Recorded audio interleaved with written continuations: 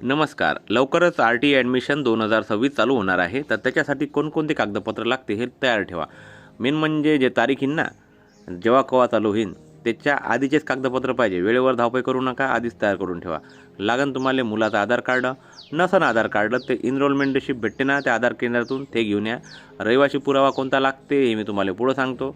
आणि जन्मतारखेचा पुरावा म्हणजे ग्रामपंचायत किंवा नगरपालिकेकडून मिळाला जन्माचा दाखला. हे 3 कागदपत्र तुम्ही तयार ठेवा जर तुम्हाला ॲडमिशन पाहिजे असेल तर. आणि हे आले SC ST कॅटेगरीवाले पाहिजे ना, त्याला लागते जातीचा दाखला. पण समजा मुलाचा नसन तर वडिलाचा चालते. मग मला नाहीचा चालते का? आईचा नाही चालत रे बाबा. वडिलाचा दाखला उपलब्ध असेल तर मुलाचा बंधनकारक नाही आहे. आणि दुसरा राहिला उत्पन्नाचा दाखला. तुम्ही आता राखीव प्रवर्गातून म्हणजे तुम्हाला उत्पन्नाचा दाखल्याची गरज आहे नाही. तुम्हाला फक्त जातीचा दाखला लागते आणि उत्पन्नाचा लागत नाही. जातीचा म्हणजे वडिलाचा चालते, मुलाचा असला तर लय चांगली गोष्ट आहे.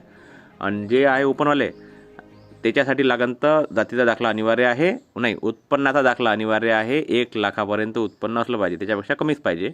हा दाखला कोण देईन? तहसीलदार देईन. आणि त्याची समजा मुदत जर जस्ट संपली असेल तरी तो चालू शकते बरं. आणि राहिलं तुमचा रहिवासी पुरावा. कंट्रोलचा कार्ड घेऊन जाऊ नका, थेले कोणी विचारत नाही. मग राहिलं तुम्ही भाड्यानं राहत असाल तर तो दुय्यम निबंधक कार्यालय नसते काय रजिस्ट्रारचं, त्याच्या सही शिक्क्याचा असला पाहिजे आणि तो असला पाहिजे 11 महिन्यासाठी. नोटरी चालत नाही रे. मग नाही तर नोटरी करून घेऊन जाण, हे नाही, हे लक्षात ठेवा. जे लोक भाड्यानं राहते ना त्याच्यासाठी लय महत्त्वाची गोष्ट आहे. आणि आता राहिलं शेवटचं, तर या महिन्याच्या शेवटी हे फॉर्म भरणं चालू होईल. म्हणून वेळेवर तुमची धावपळ नाही झाली पाहिजे. म्हणून आता जेवढे 2-4 दिवस आहे तुमच्याजवळ, तेवढ्या दिवसात तुमचे सर्व डॉक्युमेंट तयार करून ठेवा. धन्यवाद.